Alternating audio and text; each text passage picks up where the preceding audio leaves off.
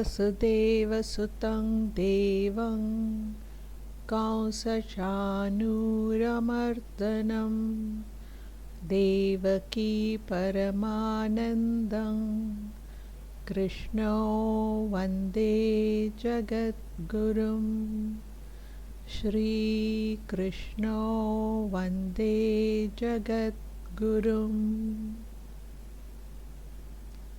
Pranams from Dr. R.J. Kalpana. Welcome to the study of the Bhagavad Gita. In this session, we will study Chapter 3, Karmayoga, the Yoga of Action, Sloka 11 onwards. Shri Krishna here says in Sloka 11, "Foster the gods through this sacrifice and let the gods be gracious to you, each fostering other disinterestedly, you will attain the highest good."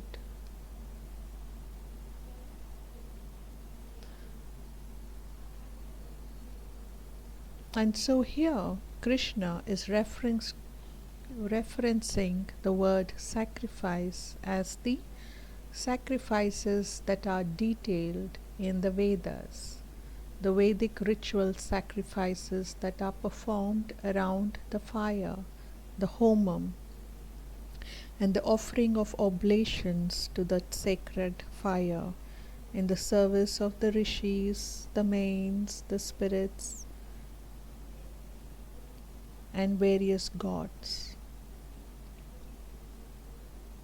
And so he says, just as it is obligatory for man to nourish and foster the gods, and even so it is the duty of the gods to meet needs and help in their spiritual advancement. And thereby Krishna indicates in this shloka the codependency that a human being has with its surroundings, the codependency that it has with the sentient and the insentients in this world of matter, fostering of animals and plants, and at the same time fostering the functionaries of nature as well, the celestial entities as well, that is very in the guise of codependency, that foster the gods, do your duty by each other through disinterested service, and thereby you will attain the highest good. And the highest good in this instant is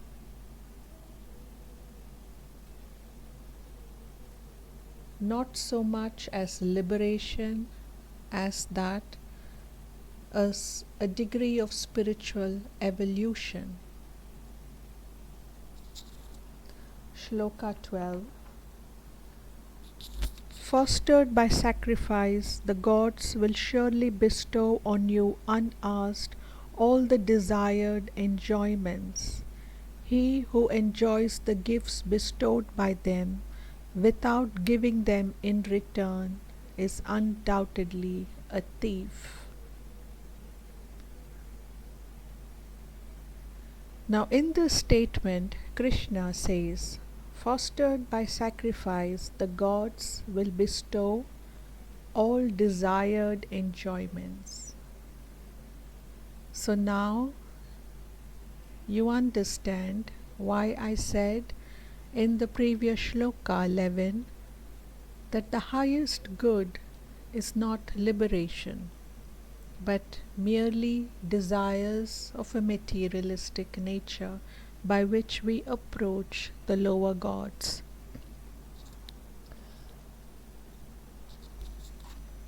And hidden in this shloka is a great spiritual truth, which is He who enjoys the gifts bestowed by them without giving them in return is undoubtedly a thief.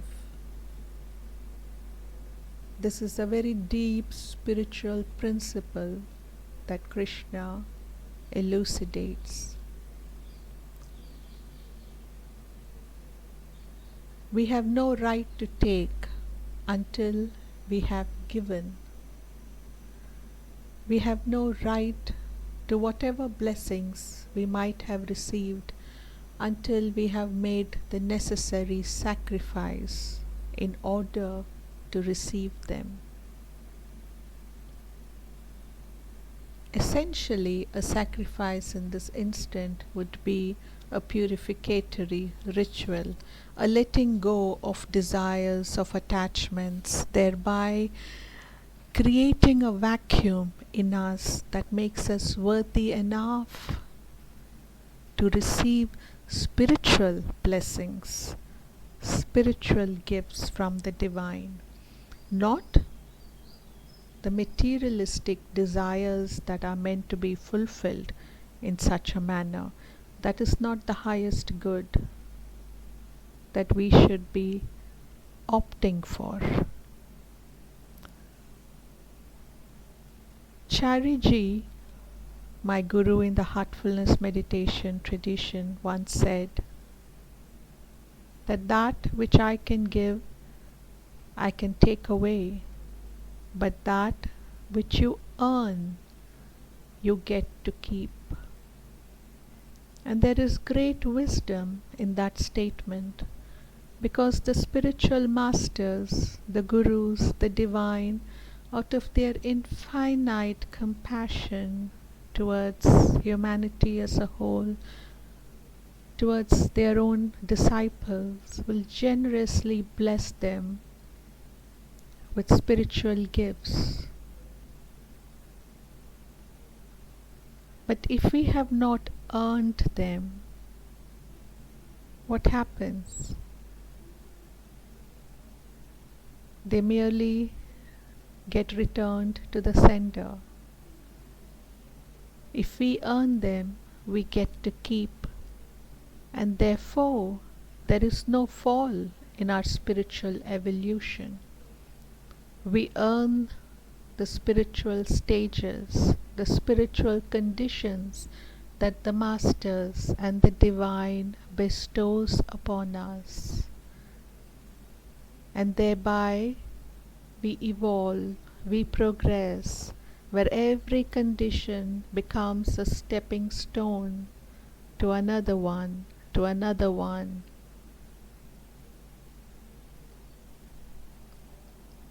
Shloka 13. The virtuous who partake of what is left over after sacrifice are absolved of all sins. The virtuous who partake of what is left over after sacrifice are absolved of all sins. Those sinful ones who cook for the sake of nourishing their body alone eat only sin. This is a very deep shloka, and I hope we have the right understanding of this shloka.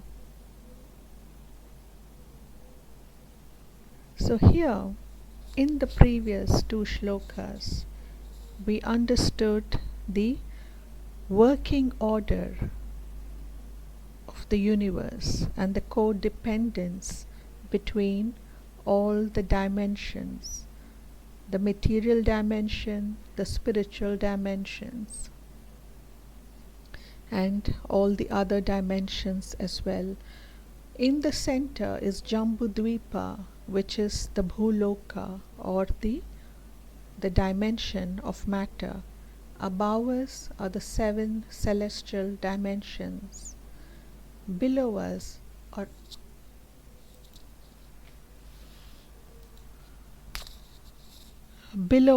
also is equally 7 dimensions. And therefore, every act of ours has its repercussions across the dimensions.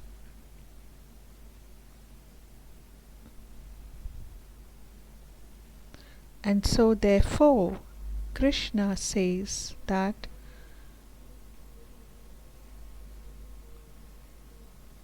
the virtuous who partake of what is left over after their sacrifice, meaning that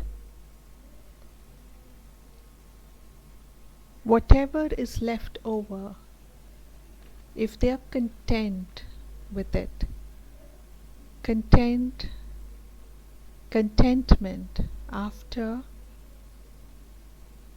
after the performance of their sacrifice, be it in the form of a Vedic ritual or be it in the form of non-attachment to material goods, or be it in the form of cleansing and purification of their own inner tendencies. And whatever they partake of is nectar,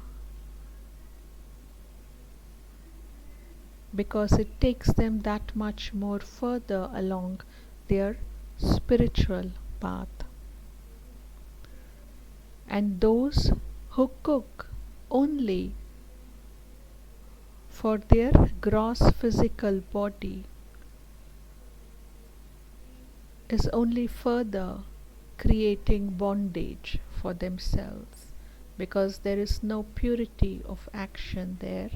There is only indulgence, and the greater the indulgence, the more the bondage that we have, the more samskaras it is that we create. And therefore, if you observe, every spiritual path, every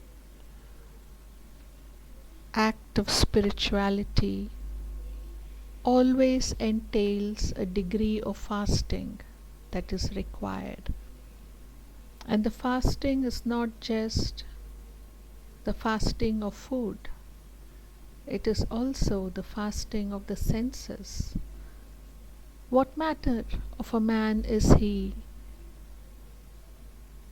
if he would only merely refuse to partake of food, but completely indulges in all the other sense pleasures? And thereby, the true meaning of fasting is to shut down all the senses. Fast the senses. That is the true meaning of fasting. The sacrifice that is required for people who walk on the spiritual path. We come now to Sloka 14 and 15, where Krishna says, all beings are evolved from food. Production of food is dependent on rain. Rain ensures from sacrifice, and sacrifice is rooted in prescribed action. Know that prescribed action has its origin in the Vedas, and the Vedas proceed from the indestructible divine. Hence, the all-pervading infinite is always present in sacrifice. So here, Krishna talks about the process by which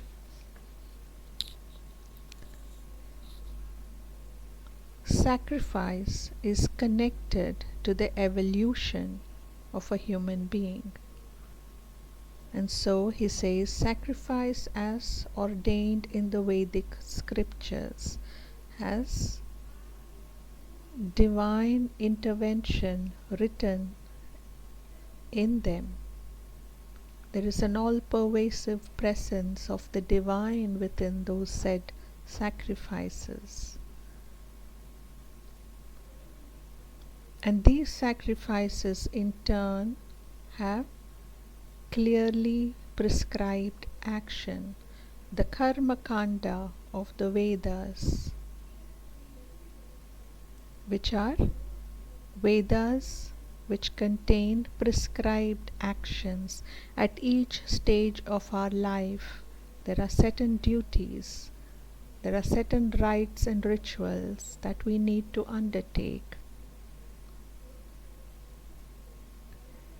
And nature, here the reference to rain ensuing from sacrifice is merely rain, nature, which is dependent on our correct performance of our duties.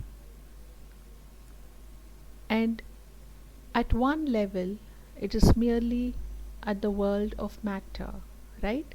Prakriti, nature, and the functioning of nature, and the codependency between man and nature, nature and man. But at a much deeper level, rain symbolizes the blessings of the divine.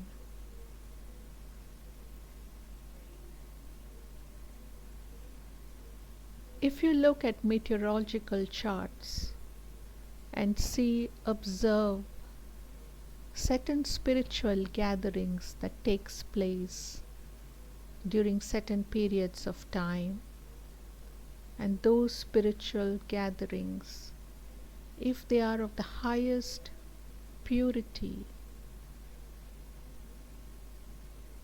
there will be rains during that time period, and they are usually known as out of season rains, and weather forecasts are generally at a loss to describe these rains or to explain these rains. But rains at a much deeper level are considered to be blessings of the divine. So here basically Krishna is once again reiterating and giving us a deeper insight into the codependency between man and nature, showing that the wheel of creation is dependent on sacrifice, and that the infinite is omnipresent in such a sacrifice, and thereby establishing the necessity of performing one's duty as prescribed in the Vedas. Shloka 16. Arjuna, he who does not follow the wheel of creation thus set going in this world, that is, he does not perform his duties, sinful and sensual, he lives in vain. And therefore Krishna says that non-performance of one's duty, forgetting his prescribed role in nature, his prescribed role in society, and indulging in sense pleasures, worldly objects, gratification of his senses, abandoning his duty, that life is a life lived in vain, and it becomes a life without any purpose, meaningless. Shloka 17. He, however, who takes delight in the self alone and is gratified with the self and is contented in the self has no duty.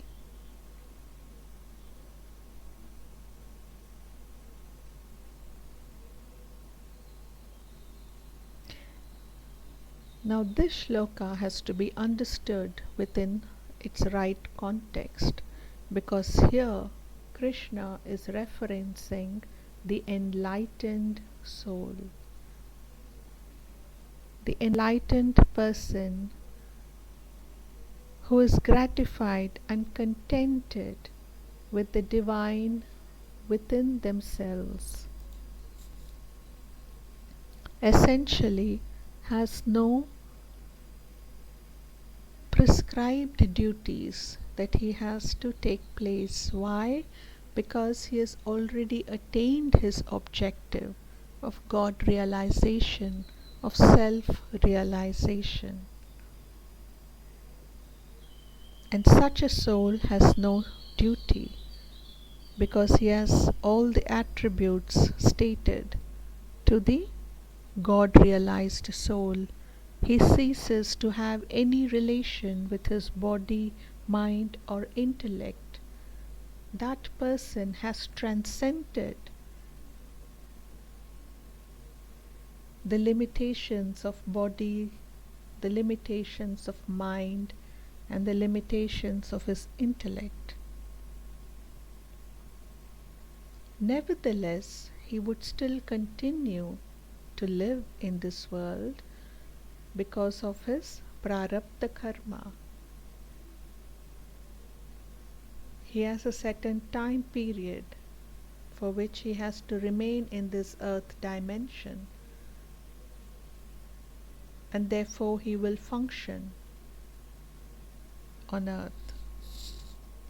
But any actions that he generates will be of the highest purity, without any bondage. Shloka 18. In this world, that great soul has no use whatsoever for things done, nor for things not done. Nor has he selfish dependence of any kind on any creature.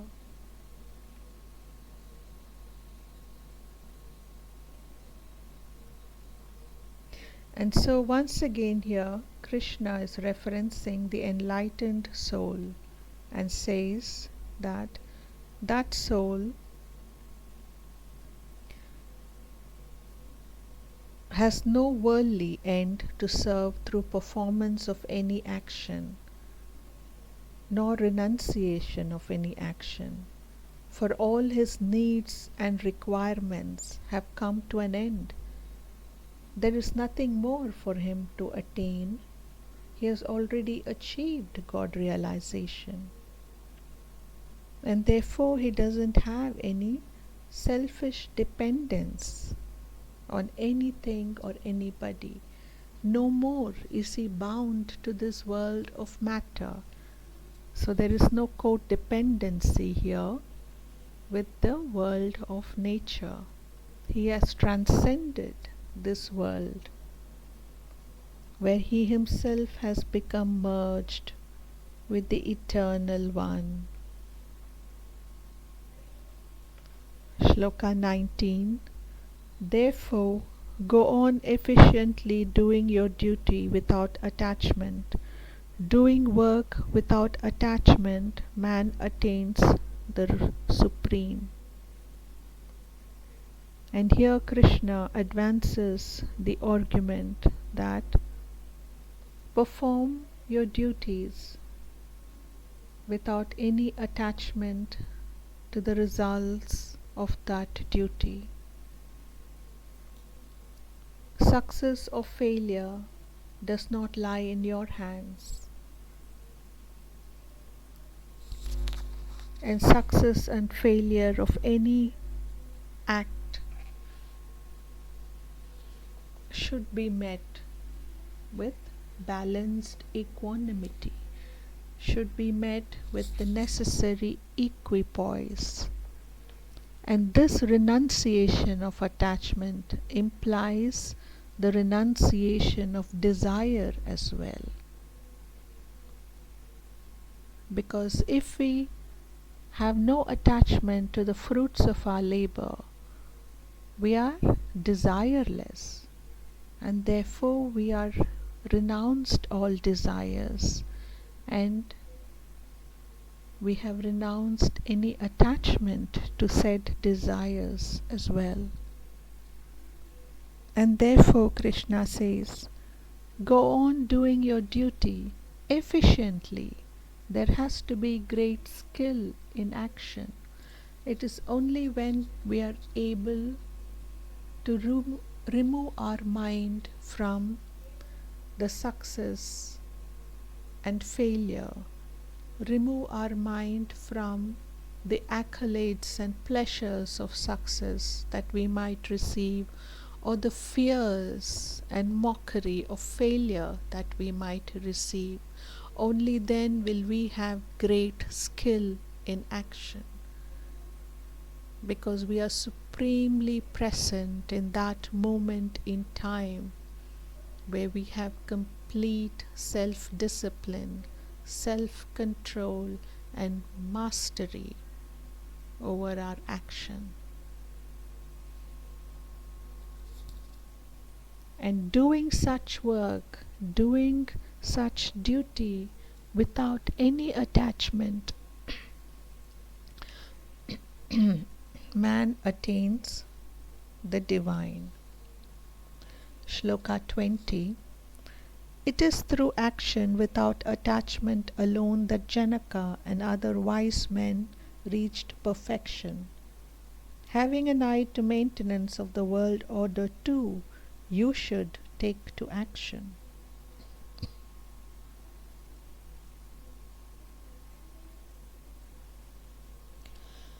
So here Krishna is giving us the example of King Janaka, who was famed as Raja Rishi. He was a king, a Kshatriya, and yet he was accorded the highest Brahmanical term of Rishi because of the state of perfection that he himself has attained.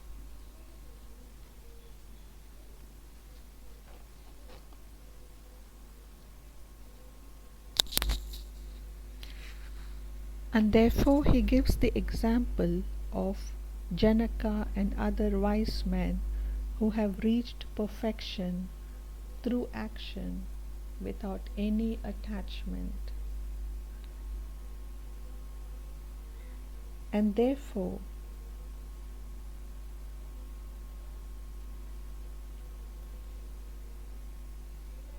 imbalancing the world order by not performing your duty is not the right path to take. The wheel of creation is turning, and the world order needs to be maintained and balanced, and it can only be balanced and maintained when each one of us perform our duties selflessly, generously.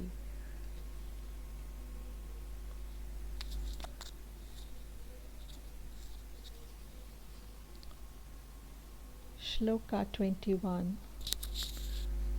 For whatever a great man does, that very thing other men also do. Whatever standard he sets up, the generality of men follow the same. This is a very interesting shloka, and we wonder why Krishna found it necessary to explain this particular precept. Here we have to remember that he is addressing Arjuna, who was a warrior of a highest caliber, who set standards by his excellence in archery, in warfare, in military science. And therefore, Krishna, addressing Arjuna, is reminding him that a great man always sets a standard that he has to live up to, a standard that others will look up to him and follow those very standards that he sets up. And therefore he says, whatever a great man does, other men follow. Whatever standard he sets up, other men also rise to such standards. Shloka 22.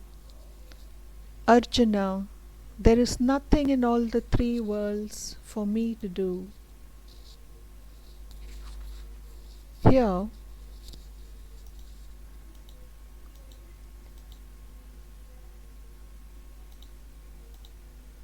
Arjuna, there is nothing in all the three worlds for me to do, nor is there anything worth attaining unattained by me, yet I continue to work. By this statement, Krishna says that his for himself he is not bound by any duty. Being the Lord of the universe, he doesn't have any desires. He is beyond the world of matter. He is not required to work. He is the ordainer of duties for all beings. And yet, he continues to work, because even if for 1 second the divine ceases to function, the worlds will collapse and implode. The creation that he has wrought, that he has set forth from the beginning of time, will cease to function. Sloka 23. Should I not engage in action scrupulously at any time, great harm will come to the world. For Arjuna, men follow my way in all matters. And so Krishna here says, in such a gentle, kind manner, that men look up to him and they try to follow him in all ways. And therefore he says, I have to engage in action scrupulously at every moment of time, because if I cease to act, great harm will come to this world.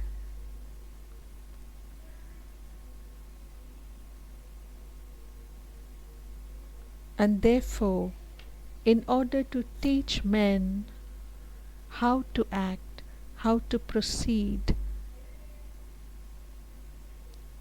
he duly performs every action with great vigilance and care.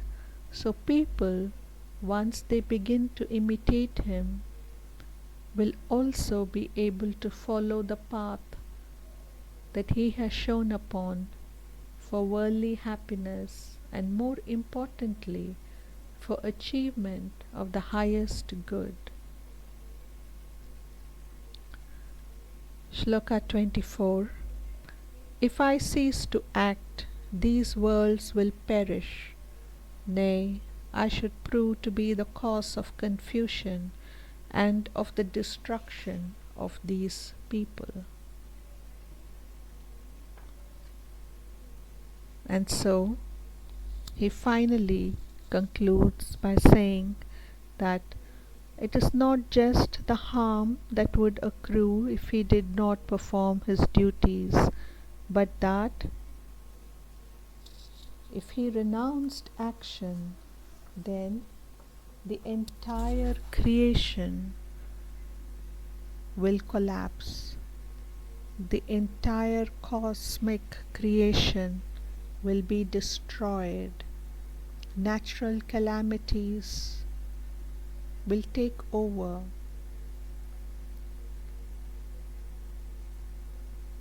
And there will be destruction all over the place.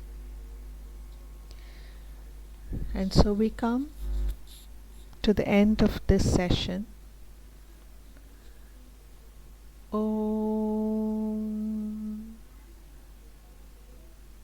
Yogesho Satchidanandam Vasudevam Rajapriyam Dharma Samstapakam Viram Krishna Vande Jagadgurum Shri Krishno Vande Jagadgurum Om Shri Krishnarpanamastu.